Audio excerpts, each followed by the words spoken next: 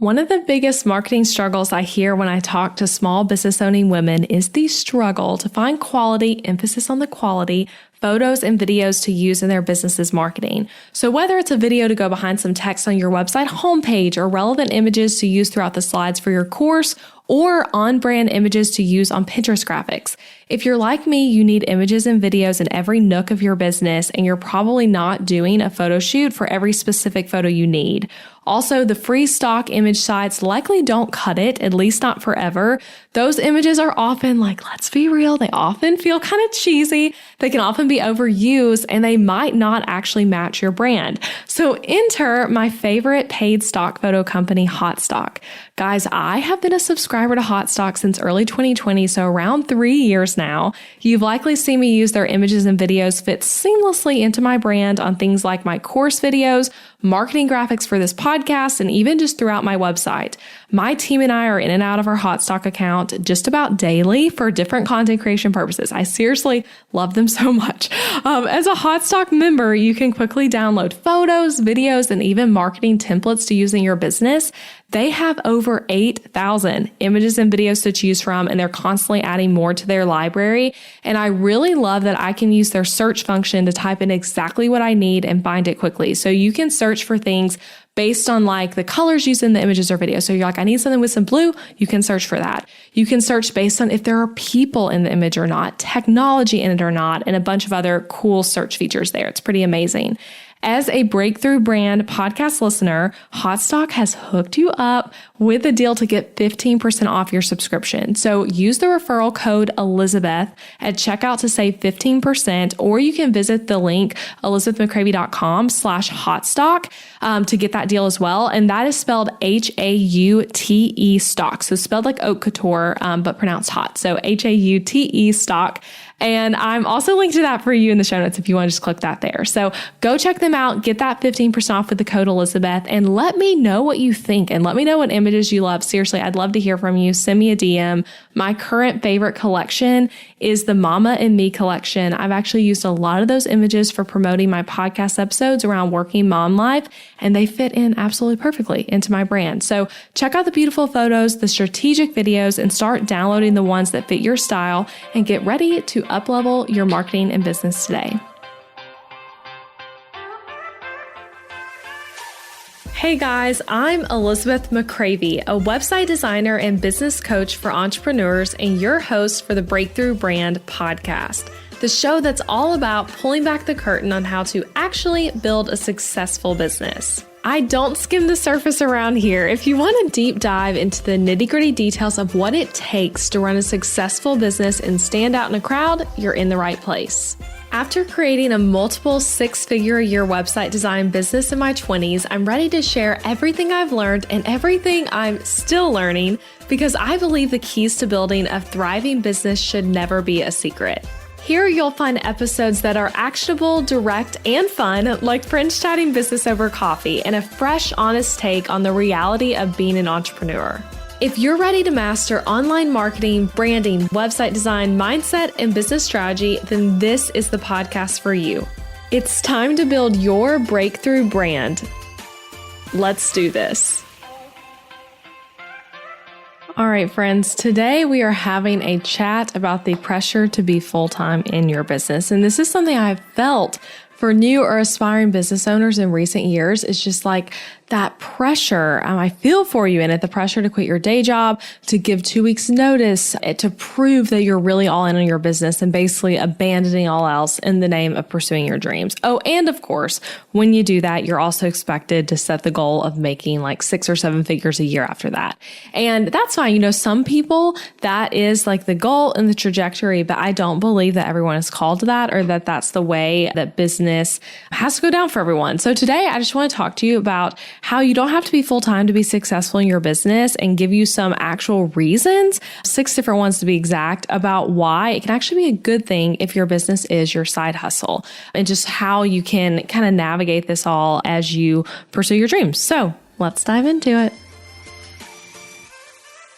Okay, so in online business especially, I'm sure you guys have also seen this. I feel like there is a very specific hatred towards like corporate life, the quote unquote traditional 9 to 5, having to work in an office, having to answer to someone else, having a boss, all of that kind of stuff. And left and right, you hear success stories from people who quit their 9 to 5 cold turkey because they were all in on their dreams and now they built a super successful business. And because of that, this becomes like the end all be all aspirational story for us as we pursue our business, but it doesn't have to be, right? We also often hear about going full time as a measure of success as business owners. So like if you're full time in your business, you're more successful than someone who is part time in their business and full time somewhere else, or has 2 part time jobs and their business is one of them, whatever it is, which I can understand this one, right? Like that's going full time is something to really get excited about as business owners, because that means that your business is able to fully support you financially.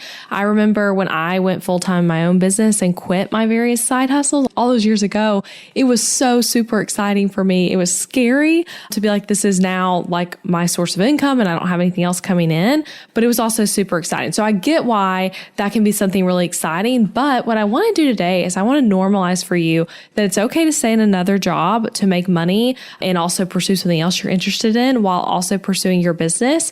And it's also okay to pick up a side hustle in addition to your business. So maybe you have quit your traditional job and now you have your business, but then you have a side hustle too. And it's also okay for your business to be your side hustle for years and years and years, or forever if you want it that way. You don't ever have to go full time in your business to be successful. And this is, of course, just all my opinion. And honestly, some stuff I feel like I could kind of rant about and have ranted about, but I feel pretty strongly about it. And that's what I want to talk to you guys about today, because it's actually broken my heart quite a few times when I've talked to business owners. Some of you guys literally listening to this are some of the people I've talked to about this on Instagram, or like template customers and people in Book.Designer, but who feel like they're not enough as business owners because, you know, maybe they have a full-time job in addition to their business. And so they might be embarrassed and they're like trying to hide it. They don't want anyone to know that their business isn't their only source of income and isn't the only thing they do. Or maybe they feel like they're not enough because they had to pick up a side hustle to make their business work. So maybe they did quit their 9 to 5, but now they're like, okay, I'm not making enough money in my business. I need to do something else. And it makes them feel like they're failing. Or maybe they did like go all in on their business and then they had to backpedal and they quit their business and went back to a traditional job. And again, feeling not worthy, feeling like not enough because of that. Or another one I've seen is maybe this person, maybe you actually like working for someone else, but you feel like that makes you a bad entrepreneur because you, in your head, you've been told that entrepreneurs are supposed to hate working for other people. They're supposed to hate structure and blah, blah, blah. They're supposed to only want to be their own boss. And so you feel like not enough. So maybe you can relate to one of those statements. Maybe you know someone who can. If so, send them this podcast episode. But I want you to know you're not less than as a business owner. You're not lacking enthusiasm for your business, and you're not scared or lacking bravery. If you're also doing something else in addition to your business, you might actually just be smart, which is what I want to get to next. So I have 6 particular reasons. There are so many more than that. If I had spent more time outlining this, I probably would have thought of even more than 6, but I have 6 reasons to share with you why it could actually be a good thing to let your business be your side hustle when you first start out, or your side hustle long-term, honestly. And if you are someone who like identifies your business as a side hustle, I just want to say right now too, you are welcome here in this podcast. This podcast is not just for people who are like doing it full time. It's for everyone, whether you're just starting or if you've been at it for years. But these are 6 reasons why I'm like, hey, if you're considering starting a side hustle to your 9 to 5, or if you're considering like letting your business just stay that, here are some reasons why it's a good thing. So first reason, having additional income sources takes the pressure off your business financially and helps you think more clearly. So again, if you're thinking about starting a business, here's a pro reason why keeping it a side hustle at first is really smart. So when you're strapped for cash, afraid of losing it all, and a scarcity mindset, all of those sorts of things, it's harder to think long-term and make smart business decisions because you are in that scarcity, got to make work, got to make money fast. And when you first start your business, even if you're making a lot of money immediately, like let's say that does happen for you, it's not going to be consistent, which can be really hard on your personal finances, most likely, especially if your family or yourself, you depend on this income. So not feeling like your business is like all of your livelihood helps so much, and it can make business more fun. It can help you avoid burnout and ultimately lead you to more success because again, you're not as stressed out. It can be more relaxing. Not that this would make your business completely not stressful. I get that like all business has stressful things, but it does help with that when it's not all pressure on your business so much. So to bring my own experience in a little bit, when I started my business, I actually had side hustles to my business that were this exact thing for me. I nannied consistently for a few families. I actually had 3 families that I was with every day, just about. Not every family every day, but 3 families, I should say, throughout the week that I was taking care of their kids. I also did dog sitting periodically. I also taught yoga. I'm a certified yoga teacher and I got certified when I was in college and I taught when I was starting my business. And I also would like sell random things on Facebook from our house and count that as income. So like I did a lot of random things. And guess what? It did not make me less of a business owner. And I actually think a lot of those decisions back then are actually why I still have a business over 7 years later versus having thrown in the towel years ago because I couldn't make it work because it was so much stress, so much pressure, all that thing. So I was able to grow slower, make wise and intentional decisions, and grow my business at the pace that made sense for me. And I want to say, even as I say all that, yes, finances were still tight for us back then because my husband was on a entry-level ministry salary. So again, like we really needed my income and it was actually pretty tough on us when I quit my 9 to 5.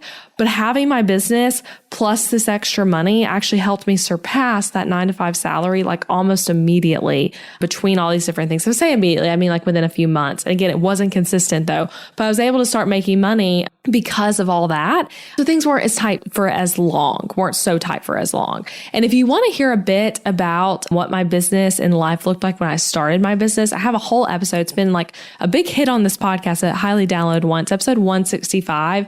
And I share 5 lessons for new business owners. And I also just share candidly of like, okay, here's what our finances are like. Here's what I was doing. Here's what like days were like when I was first starting my business. And if you listen to that episode, you'll hear me talk about stuff like this. Like I had multiple sources of income that were like side hustles to my business early on. And even though that's my story, your story might be that you're staying at a 9 to 5 while building your business, and your business is kind of the more side hustle thing at first. And that has the same effect as everything I just shared. So it's just going to look different for every person, every family, every situation. Okay, second reason why it could be a good thing to let your business be your side hustle. Even though it does not seem like it in online business, because everyone is like, quit your job at every turn. Did you know that 93% of working Americans actually have a side hustle, which means that it is more normal than you think to keep a traditional job and start something else on the side, which I know just because everyone else does it doesn't make it a good reason. But I think like, again, I'm just wanting to like normalize this for you. And so I'm going to link to an article that's just like a ton of statistics about all this if you want to read over. But that's one of the statistics, right? 93% of working Americans have a side hustle, which is way more than I would have thought personally. And this is recent statistics. It was from the end of 2022.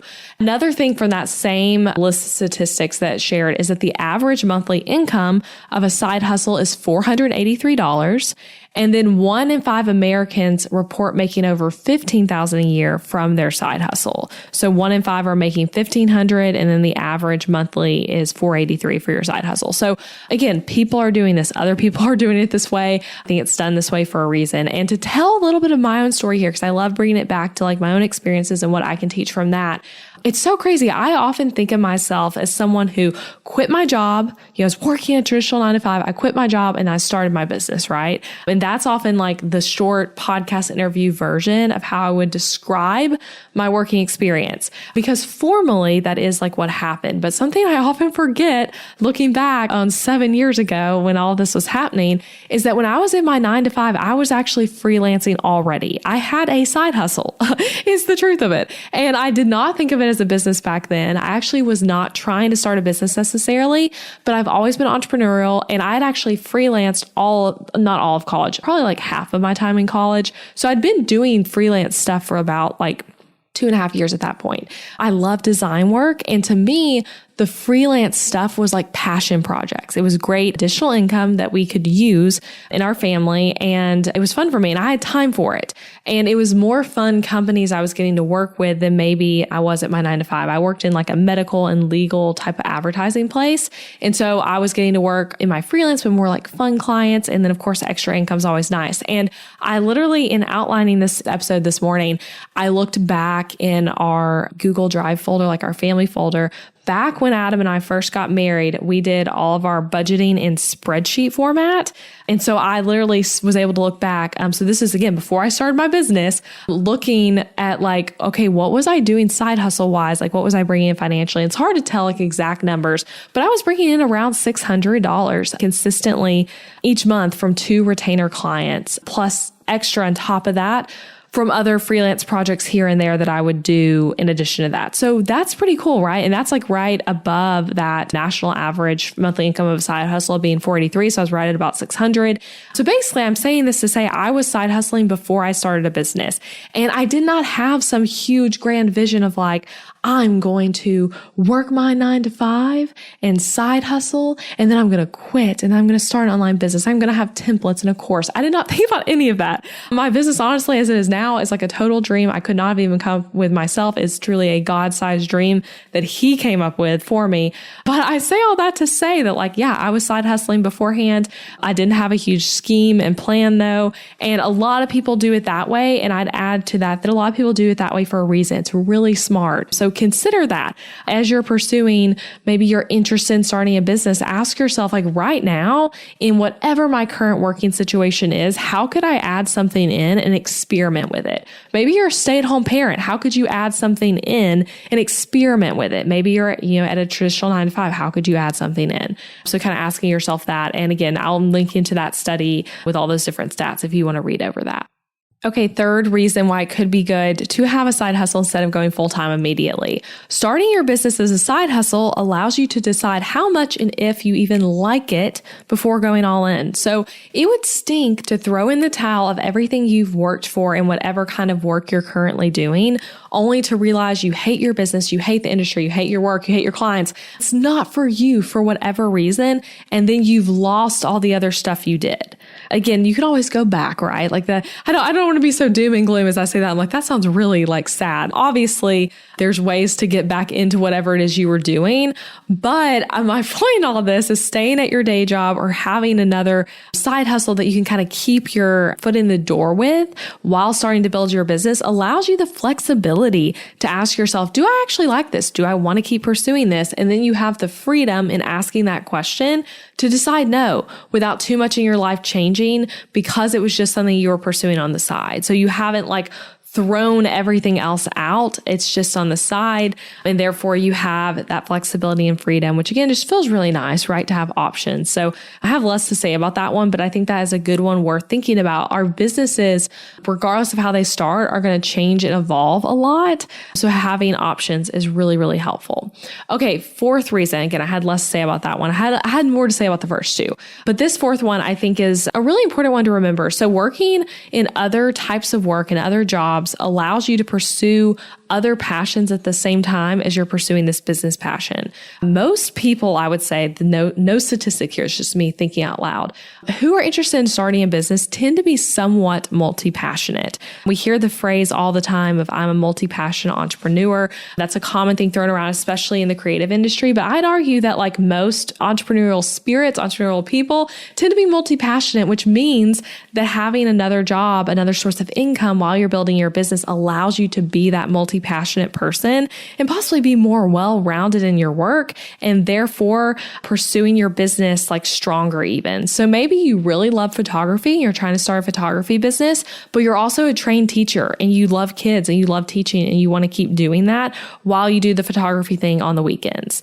Maybe you actually love being an attorney, but you're really passionate about health and wellness. So you get your yoga certification and you teach and you start to eventually scale back what you're doing as an attorney. You could look however you want it. want. Maybe you're a well-paid graphic designer and you're in a more corporate setting that you really like, but you want to pursue passion design projects for brands that are like super interesting to you. My point is that you can have both. And this is what freelancing while I was at my 9 to 5 was like for me, because like I said, I was kind of in like medical and legal advertising, which to me was not like my passion in terms of types of design clients. So my freelance clients were like health and beauty brands and companies that I could feel like really passionate about because I'm like using their products and interested in what they're doing, and more like just my personal style, you could say. So it was fun for me, right? I'm getting to pursue multiple passions at the same time. I would even argue that when I think back on how I was a nanny while I was starting my business, like, gosh, I love children so much. I love being with Colin,